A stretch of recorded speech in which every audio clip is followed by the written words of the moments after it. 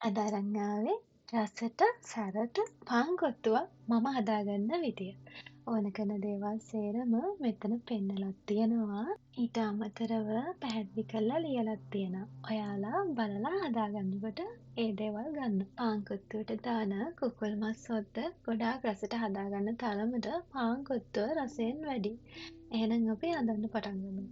පැන් එකට තෙල් ටිකක් දාලා ඒක රත් වුණාට පස්සේ බීලුණු ටිකයි සුදු ලුණු ටිකයි දාලා හොඳට ඒක රන්වන් පාට වෙනකම් බැදගන්න. මෙන්න මේ වගේ රන්වන් පාටට බැදුනට පස්සේ ගසාගත්ත බිත්තර ටික එකතු කරගන්න. මම මෙතන බිත්තර 3ක් පාවිච්චි කරලා තියෙනවා. බිත්තර ටික හොඳට කලවම් වුණාට පස්සේ ඒකට අමු මිරිස් ටිකකුයි කපාගත්ත මාළු මිරිස් ටිකකුයි එකතු කරගන්න. එකතු කරලා කලවම් කරගන්න.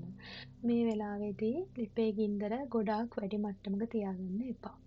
ඊට පස්සේ කැරට් ටික දාගන්න. කැරට් ටික දාලා ආයෙ කලවම් කරගන්න.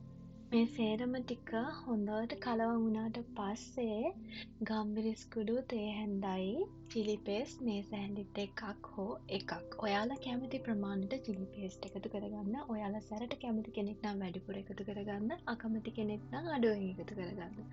ඊට පස්සේ චිකන් හොදි ටික නැතුව කෑලි ටික දාලා ආයෙත් හොඳට කලවම් කරගන්න. දැන් මේ විදිහේ හොඳ සුවඳක් එනවා.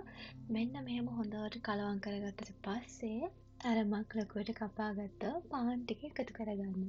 මම අද පාන් පෙති 6ක් එකතු කරගෙන තියෙනවා.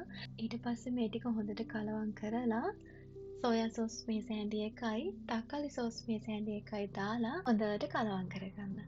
ලිපේ ගින්දර හැම වෙලේම සාමාන්‍ය මට්ටමේ තියාගන්න. ගොඩාක් කර වෙන්න දෙන්නේ නැතුව ඔයා මේ ටික කලවම් කරගන්න.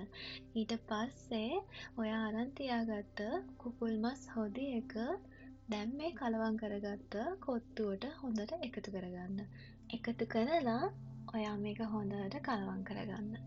ඔයා කුකුල් මස් හොදි දානකොට වැඩිපුර දාගන්න කැමති කෙනෙක් නම් වැඩිපුර දාගන්න, අඩුවෙන් දාගන්න කැමති කෙනෙක් නම් අඩුවෙන් දාගන්න. අන්තිමට ලස්සන කරගන්න අපි ලුණු කොළ හරි ලීක්ස් හරි එකතු කරගෙන ඉක්මනටම කලවම් කරගන්නවා. මේක ගොඩාක් තැම්බෙන්න තියන්නේ නැහැ. හරියම ඉක්මනට කලවම් කරලා ලස්සන පාටට අරගන්න ඕනේ. දැන් අපේ කොත්තුව රසට ලස්සන පාටට හොඳ ගානට හැදිලා ඉවරයි.